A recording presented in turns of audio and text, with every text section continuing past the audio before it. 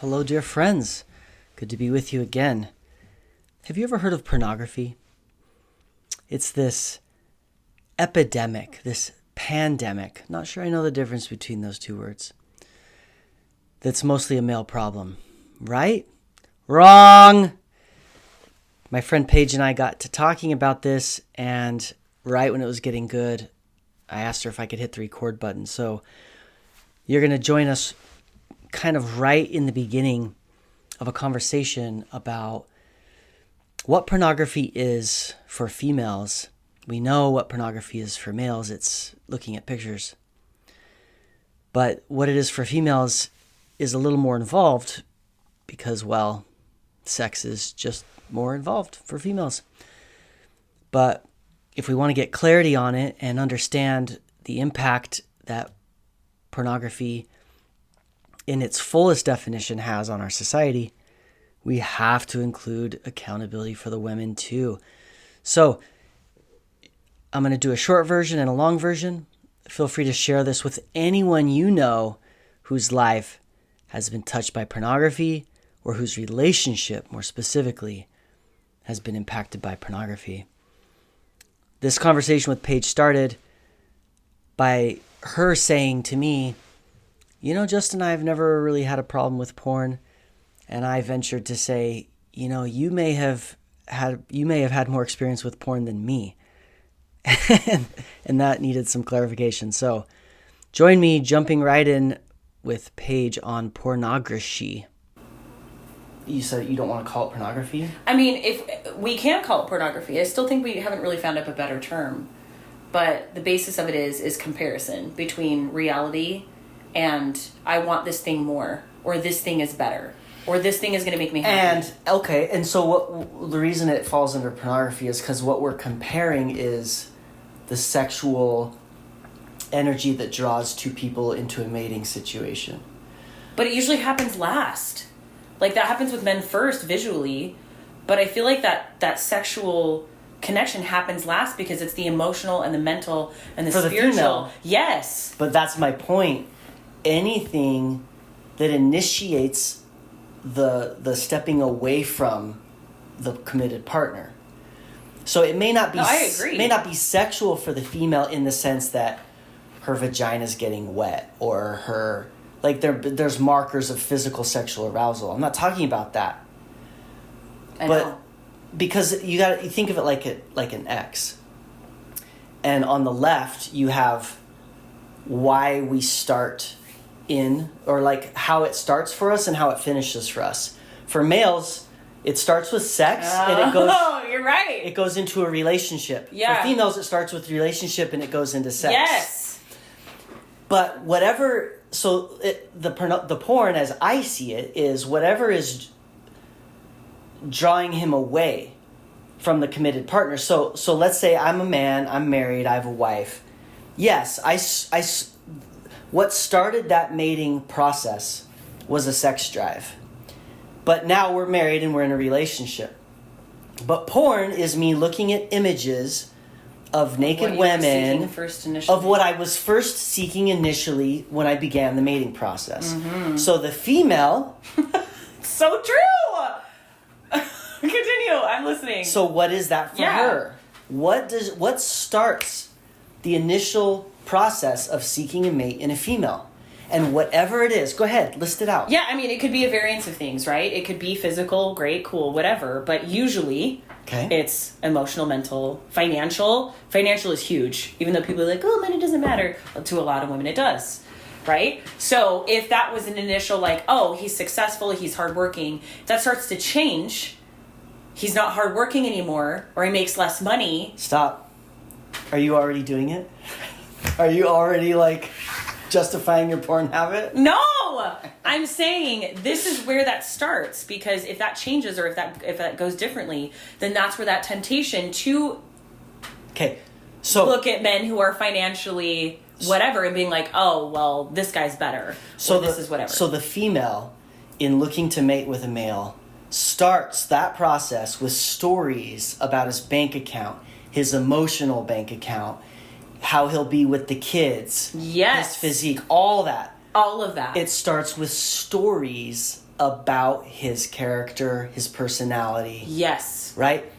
Now, she proceeds with that. She mates with him. Now they're married, and now they're throwing sex into that also, right? But that's not how it starts for her. So now, what's porn for her? It's whatever started that process that got her to mate with him in the first place. So it's the stories. Exactly. And she'd be looking to repeat those stories because she feels like she's not being told them anymore by her spouse. So porn for males is the pictures of the boobs and the body. And the porn for the females is the stories about better men. About so porn for her could be a story that she scrolls through on her mind or on the Instagram about what kind of dad he is. She could be sitting in church right next to her husband and scrolling through her mind a story about how some other guy in the ward is more righteous, a better priesthood holder. She can be at a park and see a guy with kids and scroll and create a story right there on the spot. Exactly. And that's porn. That's the same thing as a man pulling out his phone. I totally agree. I feel like my mind is blown. Oh, it's so true though. But it's everything, and you're right that it's more accessible for women because it requires no device. It could be anything, but there's such a variance. Like it could be shopping. It could be. Oh, wow, it's so true. There's so many things. Dang. And yet the men are so much more shamed for it and drugged through the mud. And that's a requirement of fidelity. And this is, and yet the story porn that females scroll through on the daily, probably clocking more hours than most men on screens, is invisible. It is invisible. It's like we have a metal detector that like goes around like making beeping sounds at boys on screens, but then when it passes over females scrolling through their stories that serve the same purpose for her as the images do for him, there's no beeping sound. Because it makes them feel justified. Like the stories that we believe as females, and I'm saying this as an overarching general idea, right? Sure. The stories that us females believe, we feel so justified in believing. And same with men, right? They're like, well, this isn't hurting anybody besides me. Like, this isn't affecting someone. I'm not cheating. I'm not going and doing something with someone personally. Like, these are people on a screen that can't see me. Like, this is completely separate from me as an individual and as a being. But you're not being loyal to yourself. I hear that argument. Yeah. I hear that argument that men would make it and that females would make it. And I even think there's some validity to it. But what I'm saying is that when men are watching porn, they'll raise their hand and confess and say, yeah, I'm watching porn. Females are scrolling porn through their stories, and you say, are you doing porn right now? And they'd be like, what? The detector just passes right over them.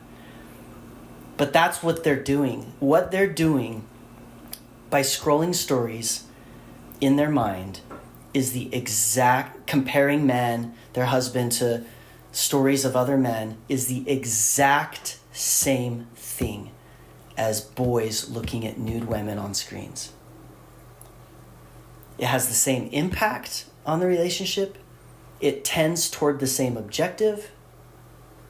It's just her sexuality manifesting at the initial stages of infidelity differently than his sexuality manifesting infidelity at the early stages. And then we can have a whole conversation about, well, how much should we condemn those early stages, right? Well, I'm not saying that we shouldn't have grace and forgiveness, and surely a boy looking at nudes on a screen and a girl spending, 3 hours a day in story scrolling about men who are better than her husband. Surely this is different than having sexual contact or engagement. Mm-hmm. Or, for a female might be texting or creating friendships or spending time with men, developing an emotional bond. Like, surely there are gradients and degrees that can be handled and treated differently. But my contention is that we know what the males are doing and we're speaking about it, but we don't even know as a society what the females are doing that's contributing equally to the problem of weakening families. And we don't even have a word for it.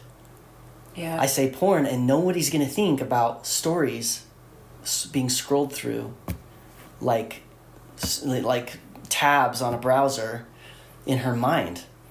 And they're coming from different boxes. That's the thing, too, is, like, pornography is so one-sided. Like, there's not a whole lot of variance when it comes to describing pornography for men. It's like you said, looking at naked people doing naked things. But that is primarily what it is for men. Exactly. But for females, it can be 100 or 1,000 different scenarios. And who knows? It could be sexual. Like, we're not limiting up to and including. Yeah, we're not limiting that. And I think that men can fall into that. Oh, well, my wife doesn't do this. My wife doesn't do this. Yes, yada, yada. I know a guy who's like, for him, porn, like, he wouldn't masturbate to images. That wasn't really his thing. It was the stories for him. So there's crossover. Yeah. Just like there's males who have stronger feminine tendencies and females who have stronger masculine tendencies.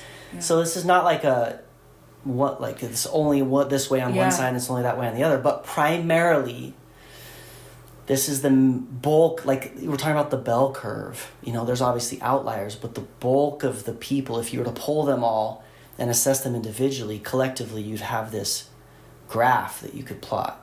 It's called a bell curve. Yeah. Most males fall into images, and most females fall into stories. But we don't culturally have commentary on what those females are doing. Their behavior is just as bad, if it is bad, as what the men are doing. And it's equivalent. It's the inverse reciprocal pattern. It's just coming at it from the female starting point, which is the opposite. It's like the end of the male starting point. It's like that crisscross. Yeah. But we don't have a commentary about it. We're not talking about it. Yeah. We're not calling women out on it. We're not saying, hey, what you're doing here, clock your hours. Are you spending as much time in your mind scrolling through these stories as he is on his screen, opening tabs? Well, that's the sad part, is like they so negatively affect each other, and it exponentially creates a worse situation until someone wakes up and takes off the 3D glasses. But the men, and the men have that opportunity to adjust their behaviors because they're being called out on it. The culture is providing them helpful feedback by identifying their habit and calling them to something better. Women don't even have that opportunity because no one is providing them that feedback. Even if they are, though, they're going to believe the story that they're vindicated feeling the way that they do because the man is viewing pornography. That's the part that I'm like, that's not okay. That's the part that I'm like, you're still wearing your 3D glasses, ma'am. And I understand. I just don't have such a vehement reaction to pornography myself. Like, if I was in a partnership that he struggled with pornography, that's not going to be a button for me to then justify and be like, well, meh. Like, you do these things, and so now I'm justified in believing these stories about you that don't actually apply to you, and then viewing my own said pornography in my brain about all these things. Well, here, like, I would that's submit, the part that I think is unfair. I would submit that if I were to, like, sit down with, 1,000 men in marriages who view pornography and get to the roots of the emotions that drive them to the porn, 100%. It would go back to the porn scrolling, the story porn scrolling in her mind that creates her dissatisfaction with him. Because it's disrespect. So he's in a home where she's chronically dissatisfied with him because of her porn habit that isn't called a porn habit, that no one's identifying culturally and no one's calling her out on it, that he feels so worthless and useless that he goes and self-soothes with some pictures and masturbation. And we talk about the porn epidemic Yes. as being initiated by men, a male problem that affects females. And I'm saying it's a female problem at origin, potentially. It's really what it is. It's a cycle. It is a cycle, and it contributes to it. It's a vicious cycle. Her actions are not solely responsible for his actions. They do contribute to it, though. He doesn't have an emotional safe space to do it. But my point is that we have 10,000 mental therapists who can take a man who's viewing porn and help him see how his porn use affects the state of mind and the state of emotions of his spouse. How many mental health therapists do we have who can take a woman who is scrolling story porn in her mind, that is essentially any story that she's creating in her mind that creates discontentment and dissatisfaction in her with her husband because she's comparing him to other men, and saying, look at the effect and impact this is having on him and what it's driving him to. Like, we'll tell the men, hey, look, your porn use is driving her to behave this way. But are we helping any women identify how her actions are driving him? I mean, we are, but we don't word it that way. And we don't have the clarity of saying, hey, this can be quantified as the same box that you're both pulling from. Thank you. And that's what I would like. I would like for it to be seen as the same. Because it's the spirit of the law, not the letter of the law. Correct. Because it's the intention is the same. And when we want to judge on intention between males and females, we have to take this X into consideration, that his starting point is her end point, and her starting point is his end point. And that's by design so that they meet in the middle. But there's this constant tension. And so you can't judge apples to apples and oranges to oranges. You have to judge his apple to her orange and her orange to his apple. Well, speaking from a female perspective, I think our apples are always going to win.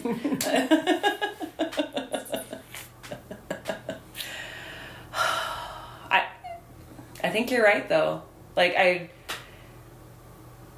think if we viewed that with the same level of caution and like the screaming from the rooftops of pornography is toxic and will kill you from the inside out. If we came at it from that same level of caution for the females, like, and help them identify where this is an addictive pattern and this that can ruin you from the inside out. Yes, and this is what it is for you. Yes. You don't need a device for your equivalent to his scrolling on the screen. You're scrolling stories, and it can happen in 100 or 1,000 different ways. In any way that you start to move toward a mate, once you've mated, when you begin that same process in any direction toward any other male other than the one you've committed to, those beginning stages for you are porn. And I can guarantee you it's going to come down to stories in her head. That's why I like to call it story porn. Mm-hmm. His porn, picture porn. Her porn, story porn.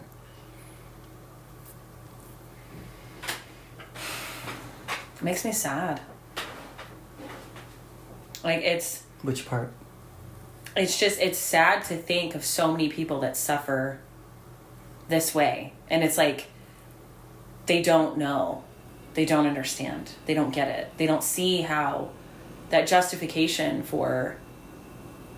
Which is a normal human thing, by the way. Like, if someone's being really shitty or... Sure, yeah, no, this is like... I get it. I understand. Self-deception is not exclusively female condition. I agree.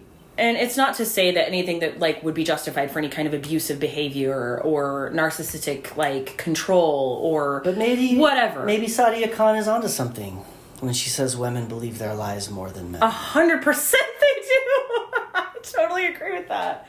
I totally agree. It's because we're telling so many more stories. And I think that we're just like, well, mathematically, like, some of them have to be right. Right? I know some women who mathematically 100%. don't land on a true thought. I know. Once in a month. I know. And so I think it's because we're so constantly spinning the emotional connection or the emotional story. And maybe that's just women that have active minds. I don't know. I have no idea. I can't speak for everybody. But I'm assuming, and I have experience with, the constant multitasking, like you were talking about. You're like, women just are always pew, pew, pew, pew, pew, pew, pew, pew. Like, if that's constantly happening, I think our egos are always going to say, yeah, well, most of that is true. Like, obviously, even if it's not. Just from the simple fact of how many thoughts actually come out of that brain all the time.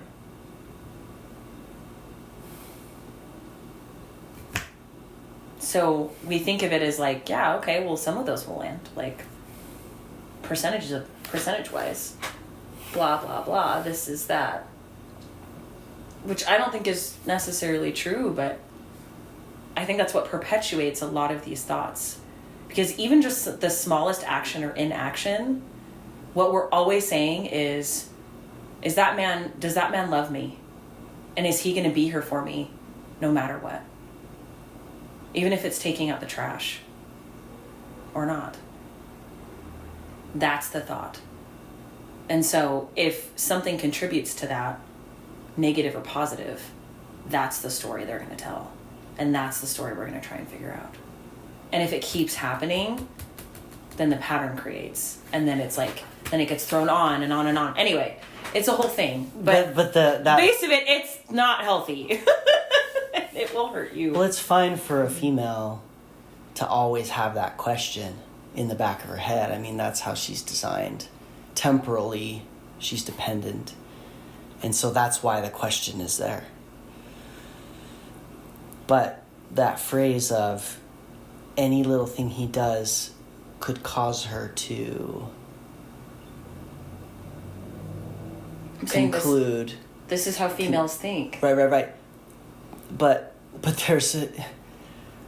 there is a gap between stimuli and story, or there can be among people who develop their own free will and become masters of their own accountability. That the truth is there's nothing he can do or not do that causes any of her stories. That's true. There's strong stimuli, but him not taking the trash out does not conclusively determine that he will not be there for you in the future. I know. That's exactly what I'm saying. That's what I'm saying. I'm saying the temptation and the thought of comparison of like, hey, this is happening, so this could possibly mean this. And that's where it's so toxic. So you have these females who are constantly observing the behaviors of their husbands, and then they're reacting to his actions, thinking that those reactions are because of him. Yes. Rather than because of their stories. And yes. This is where story porn for her becomes so insipid and undetected, because she doesn't even detect herself as the author of the stories. Mm-hmm. And it's not that all her stories are porn, but the stories that are porn for her, the way images are for him, are grouped into all of the undetected stories because she doesn't know herself to be the author of them. Mm-hmm. And because it's not sex, it's not infidelity. Basically, is the role of society in that way. That's women comparing. That's the approach of a male-oriented society. But a truly deeply honest woman knows all of the reasons that prompted her to move toward selecting her husband and mating with him and committing her life to him. So she also must know all of the reasons that would spark or begin a similar pattern or process of engaging with some other male, whether in her mind or not. Or divorce, right? Like, or disconnecting from it or whatever, but just... Which is the same thing. If she's going to divorce him, it's because she's moving to another man. Oh, got you. I thought you specifically meant like the infidelity part of it. Gotcha. But it does contribute to the severe disconnection of it. And alternatively, of course, like men that are in sexless marriages, my goodness, that would be difficult. So that story of, I can't live without it. Like I need to have something, right? Well, yeah, but contributing to the porn or whatever. But that's a story women would tell too, right? Like they say, well, I have to have a man who has at least some measure of emotional intelligence. I have to have a man who at least puts in so many hours at work. I have to have It's the same bullshit happening in her that's happening for the man you just described in a sexless marriage. I mean, anything that a spouse tells him or herself that makes it okay to move in the direction of mating with someone other than their spouse is porn. And I mean, maybe we could just reclassify porn as the earliest stages of infidelity. You know what I mean? Because that kind of takes it away from the tangible markers. Like, oh, is porn when you see the nipple or is lingerie porn? Well, it depends on who's looking. Is this story porn? Like, is this story in this woman's head about this man porn, or is it just an accurate story about something? I mean, it depends. It depends on if it's moving her or him. If it's moving you in the direction away from your commitment, of disconnecting your commitment with your spouse, then it's porn. But I think another reason why we can talk about picture porn for men and not story porn for women is because culturally we assign the idea of accountability to males and not to females as a blanket, like, we can get away with a lot of shit. Literally the phrase man up is like, hey, take accountability. And there's a reason we don't say, hey, woman up. Like this story of, I take a chance at being vulnerable at the bank with the teller right after a separation. I remember. And she's just like, how's your day? And I'm like, you know what? I'm gonna tell her. I'm like, it's hard. You're gonna tell the teller. It's hard.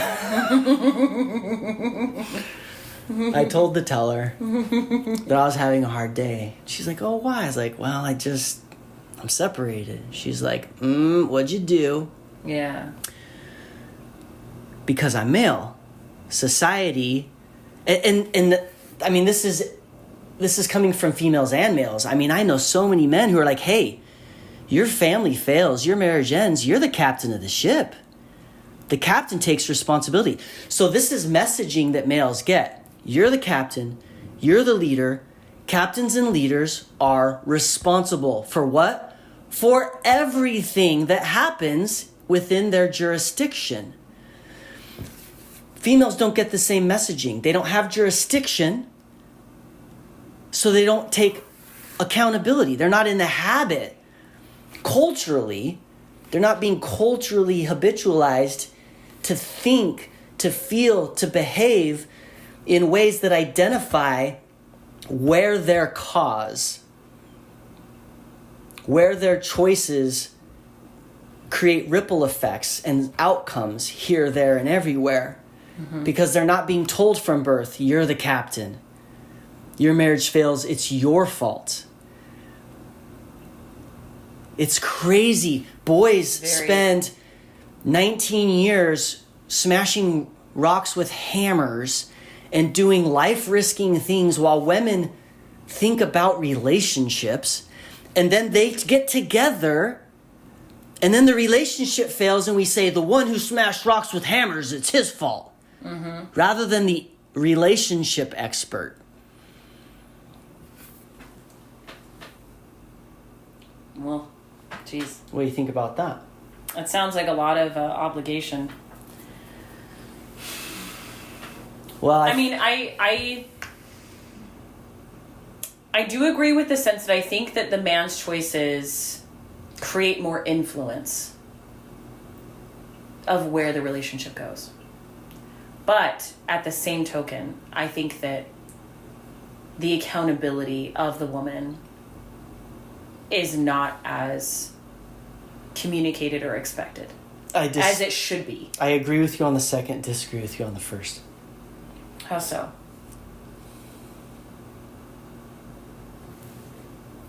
I disagree that the male's decisions have greater impact on a relationship.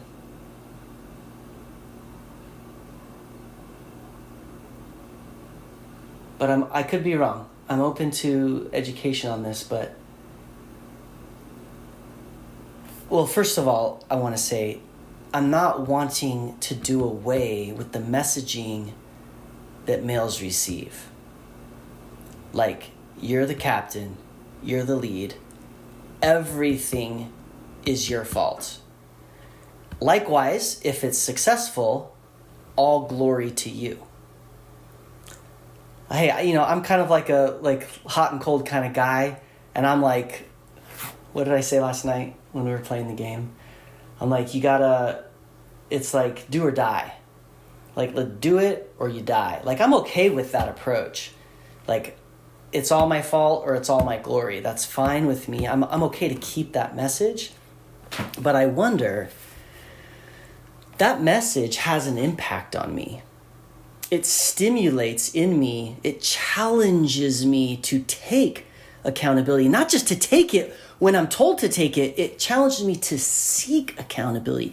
It actually requires that I place my attention on the relationship between cause and effect. As a male who's been told you're responsible for this, I start watching my choices. I watch them over the course of time, and I see how they're connected to outcomes. That's a skill that I develop from that message. So how do women develop that skill of seeing themselves as cause, as creators? If they don't have the message, your choices matter as much as his. Your choices are followed by results to the exact same degree and for the exact same reasons that his choices are followed by results. That makes you co-equal in your ability to create. Therefore, it could be said that all results you get in your life are caused by you. In other words, you are the captain or creator of your own life. How can women ever come to develop the skill of seeing the connection between choice and consequence if they aren't delivered that message?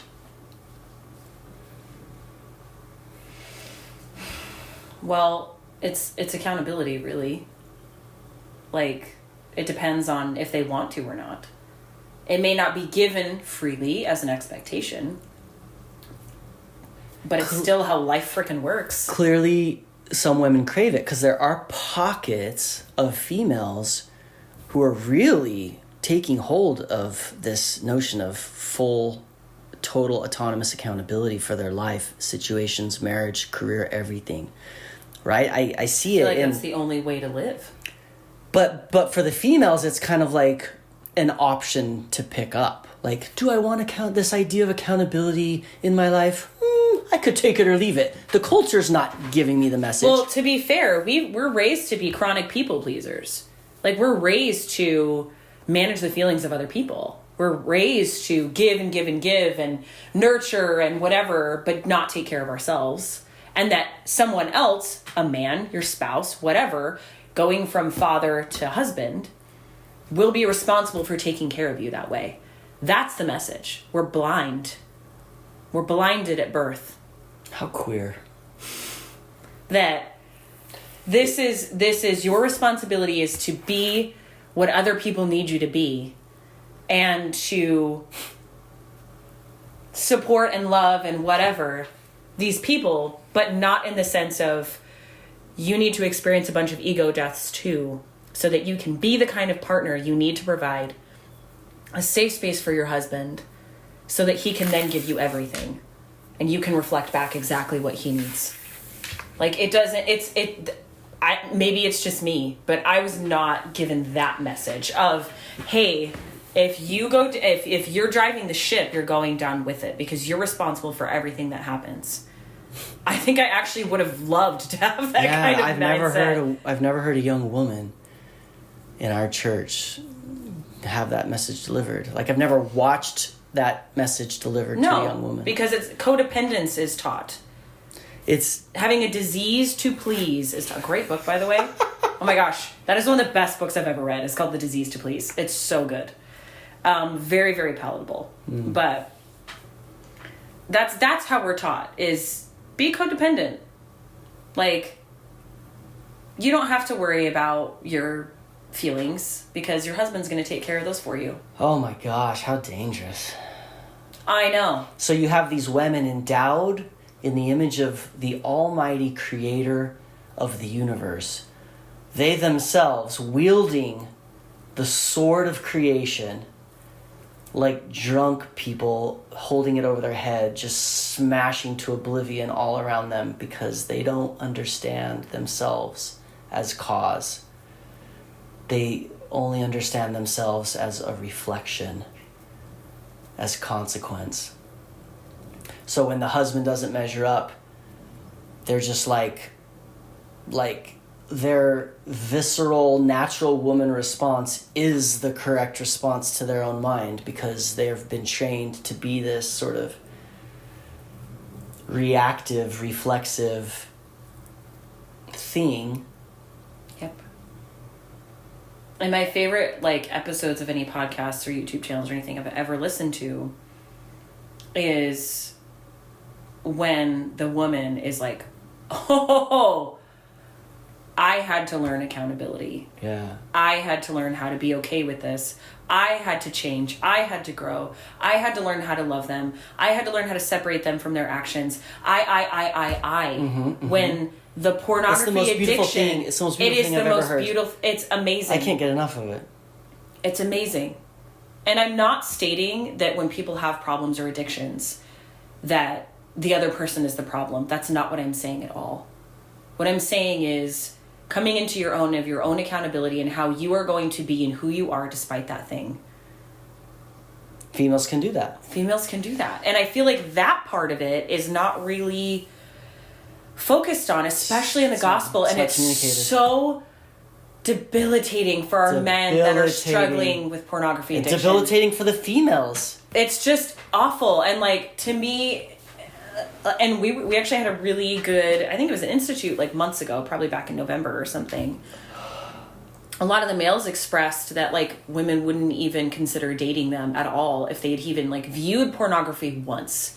Like, that was a deal breaker. And I'm like, oh, really? Is that true? Because, like, that, there's a... Yeah. Wow. No, and I've heard male mental health experts at BYU's Education Week say that when they have female clients, that you should not consider dating any man who has viewed pornography, like, within a certain time frame. But that time frame can be like a year or 2 years. And that, to me, is asinine. I completely, like, that to me of the church culture is crazy. Well, if it were, let's just say for a second that it were well-reasoned advice, it still is incomplete to not place equal attention on the inverse reciprocal behavior of the female. Females. So what do we say to men? Men, don't date any female who in the Instagram story scroll feed of her mind has clocked any hours I have a good one. in lusting her way, which is different than your way. Let me explain what her way looks like. Like Would there be there would be as few females eligible as there are males under that criteria, which, if it were sound, should at least be equally applied. So a humorous advent that I have to that is like, okay, men, don't date a female in the last 2 years that has gone out on a date for a free meal to take advantage of a man financially.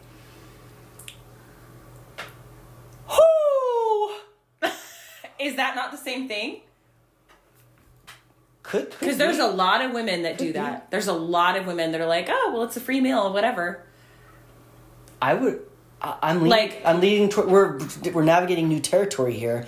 I like that we're getting specific now, and I'm tending to agree with you on that. I'm trying to play the devil's advocate because I think you're trying to see the female perspective. I'm trying to see the male perspective. I know we're trying to see both, but for me, I am not scared of sexuality. I do not fear it because I understand it. A lot of females in our entire lives have never even been told about our physical anatomy until we are in our freaking 30s, 40s, 50s, whatever. So this embracing of sexuality for men is so different than it is for females. It's intensely uncomfortable. So I understand why females are so scared of it, but having that standard is extremely judgmental and unfair. In the sense, like you said, the standard of the female against the male viewing porn. Yes, because like you mentioned, reciprocally with females, there's a lot more. There's a lot more that I couldn't even imagine that we've been like, oh well, I feel justified in viewing this thing in my brain or telling my story in this brain. Yeah. Of this specific thing because I deserve it. Like, I'm entitled. Yeah, it's the exact same hubris. And that's not to say that, like, these are major crimes or that we should condemn either gender for the way they approach. I agree. These initial stages. But accountability from both genders is what we see. And that's not to condone it either. I agree. That's not to say that women going on a date for a free meal or a man scrolling through some pictures. It's not to say that either of these people are setting themselves up for a relationship success in the future. And they're not bad. They're human beings. Sure. Like, it's not a sense of shame. But let's do another specific. What would be another thing, a female equivalent? I don't know, dating multiple people. I know that's a human thing, right? Men do it, women do it. But like keeping it secret, like to kind of for the free meals or for the physical contact, or is it like dating multiple people while you're trying to find a spouse or find a mate? I mean, I'm just throwing out an example, right? Of like a man could be viewing porn and only dating one person, whereas the female could be dating multiple people and then comparing them against themselves, which is understandable in the very beginning stages. Well, yeah, in the selection process, you want to be doing some of this. So you want to be... Like I said, in the beginning... I don't know, though. Maybe I'm wrong. I don't know. I get it. I still don't... Because I know that a lot of men who view porn, they grow increasingly demanding of their physical expectations of their potential of their female mates. 100%. It totally skews. So likewise, there must be some equivalent but opposite approach that females take that makes them increasingly demanding of... Think about it. So males are looking for a certain body type, right? 36, 24, 36, whatever. But females have the same image.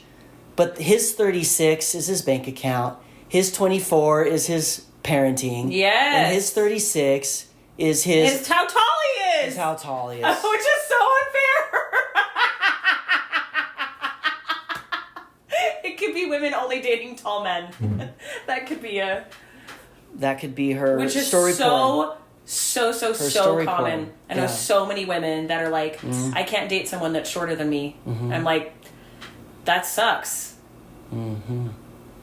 Like, I understand as a female, like, I understand, but at the same time, like, that wouldn't be a deal breaker for me if he's a good man, right? Like, I mean, let's let them be who they want to be, but I'm really into this. Like, you and I are getting more and more clear about what's happening, and I'm in this for understanding. Like, if all the men want to demand perfect physiques from all the females on the planet, let them do it, and their results will be their results. And if all the females want to demand some Excalibur, incarnate, some Ragnar, Thor, whatever, of their man, okay, do that, and the results will be what the results are. But what is porn for him and what is porn for her? And is it porn that's leading them to these heightened expectations? I would say, yeah. Maybe that's a good way to start redefining the word porn, is the steps that lead you toward unreasonable expectations. And we want to say unreasonable because in the beginning, we're not going to tell a man, you shouldn't need a beautiful woman. Right? You laughed at me when I was like, I would choose a wife who was in a cardboard box. Because that is such garbage. So likewise... That is such an untruth. I will still react that way every freaking time. So likewise, we're not going to tell a woman, just pick any old slouch of a boy. Yeah. Who doesn't have anything in his bank account. So if a girl wants to demand that you have a car or a job, okay. And if a man wants to demand that she be under a certain poundage, okay.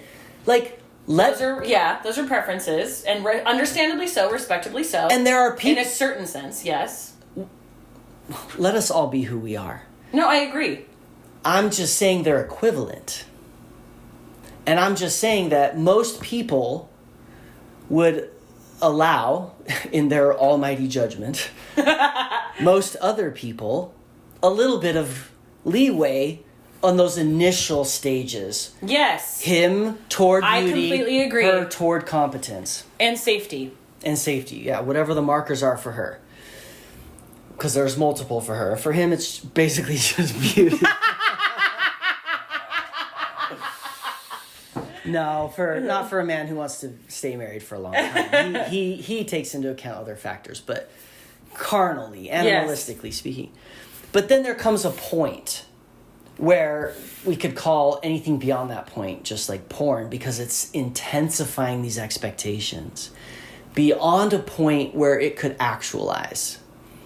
Beyond a point where, you know what I mean? It just prevents you from seeing who they really are. That's what it is. Let's just take a man.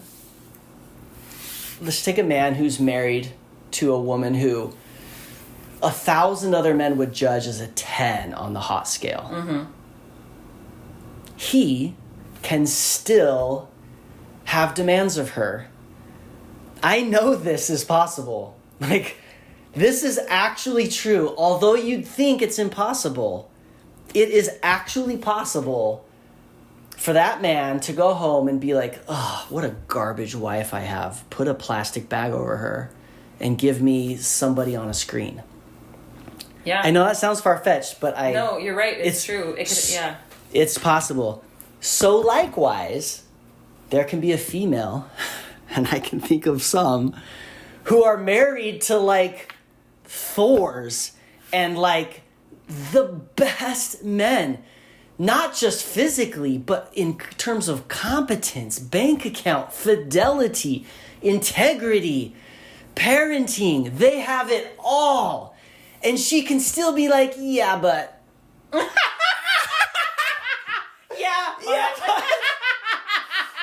Yeah, but this guy I just walked past.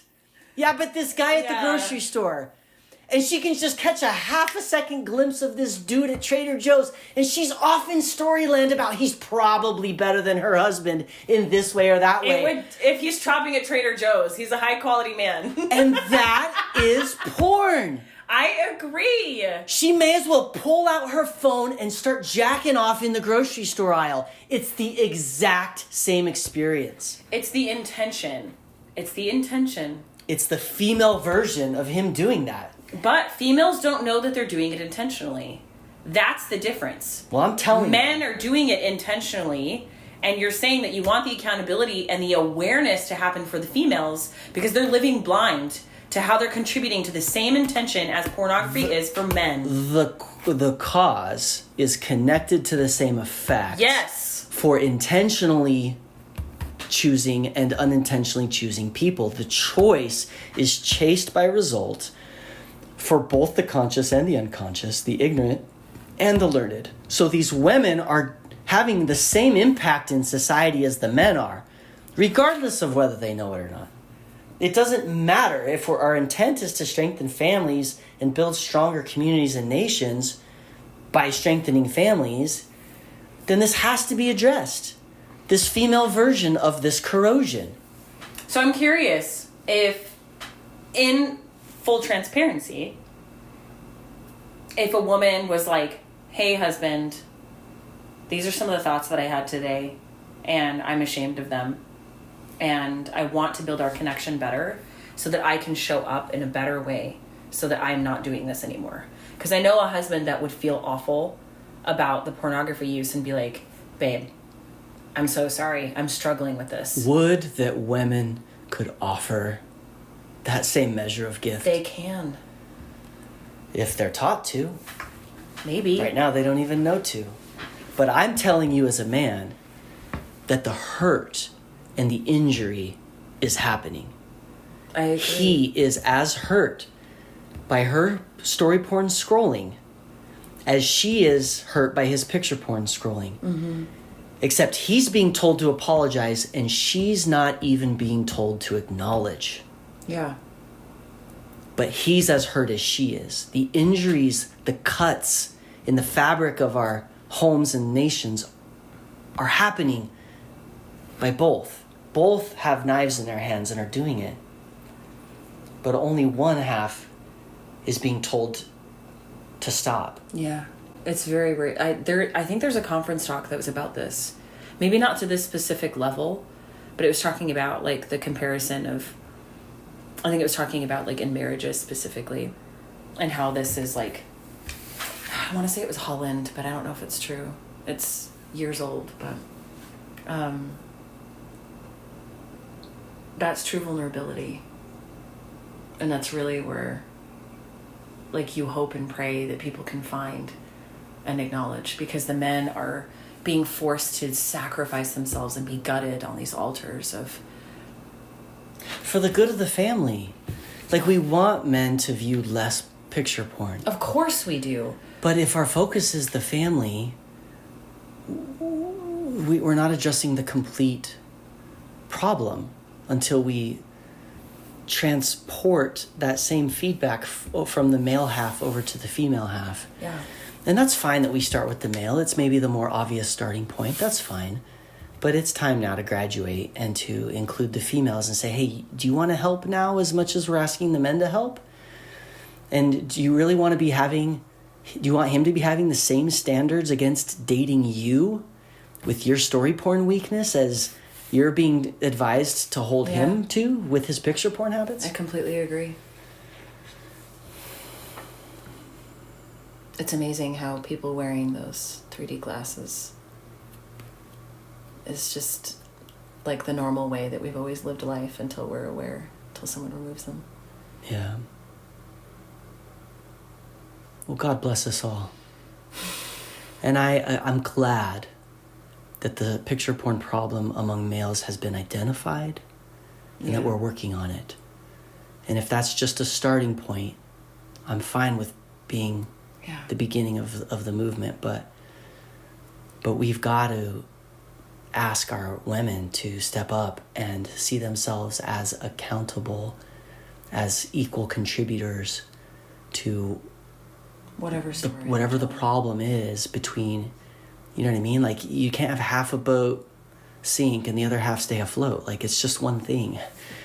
And if her level of accountability could rise, so much the problem would be solved expeditiously. Exponentially. Expeditedly. Excellent. Expedonculally. Okay, thank you, Paige.